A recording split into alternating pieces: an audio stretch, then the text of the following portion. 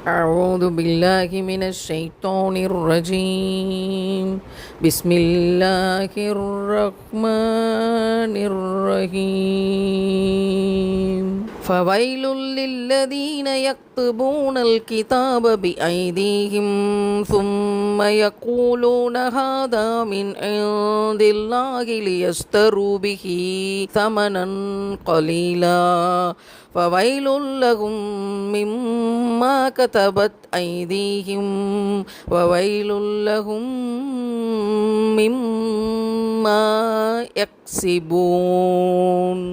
அற்ப கிரயத்தை பெறுவதற்காக தம் கரங்களாலே நூலை எழுதி வைத்து கொண்டு பின்னர் அது அல்லாஹ்விடமிருந்து வந்தது என்று அவர்கள் கூறுகிறார்களே, அவர்களுக்கு கேடுதான். அவர்களுடைய கைகள் இவ்வாறு எழுதியதற்காகவும் அவர்களுக்கு கேடுதான். அதிலிருந்து அவர்கள் ஈட்டும் சம்பாத்தியத்திற்காகவும் அவர்களுக்கு கேடுதான். சுத்தி ரஹ்மத்துல்லாஹ் அவர்கள் இந்த வசனத்தை பற்றி சொல்கிறாங்க. யூதர்களில் சிலர் தாமாகவே ஒரு நூலை புனைந்து எழுதுவார்கள்.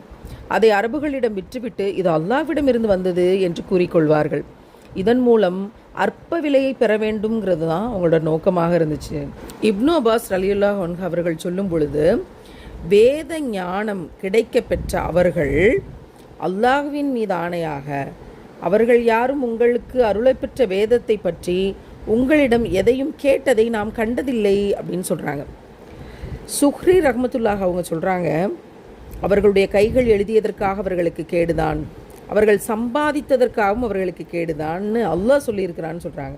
அதாவது அவங்களோட கைகளால் அவர்கள் பொய்யையும் அவதூறையும் புனைந்ததற்காக அவர்களுக்கு கேடு, மேலும் அவர்கள் அனுபவித்து வந்த சட்டப்புறம்பான வருமானத்திற்காகவும் அவர்களுக்கு கேடுதான்.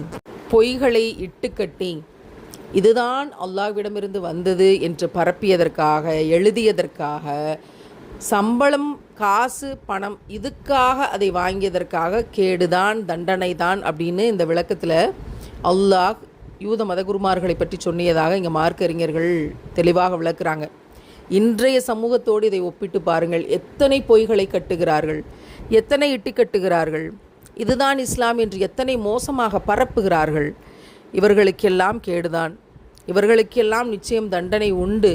இது அல்லாஹ் சொன்னது, அல்லாஹ்விடமிருந்து வந்தது, இதைத்தான் ரசூல்லா சொல்லி கொடுத்தாங்க அப்படின்னு மிக மோசமாக, தவறாக, கேவலம் பணத்திற்காக, சம்பளத்துக்காக, சம்பாத்தியத்துக்காக நடக்கக்கூடிய அவலங்களை பார்த்துட்டு தான் இருக்கிறோம். எத்தனை மோசமான விடயங்கள் அல்லாஹ் அன்றைக்கே எச்சரித்திருக்கிறான். இதுபோல செய்கிறவர்களுக்கு கேடுதான். ஹலாலான வருமானம் என்பதை அல்லாஹ் நம்மில் நிலைநிறுத்துவானாக.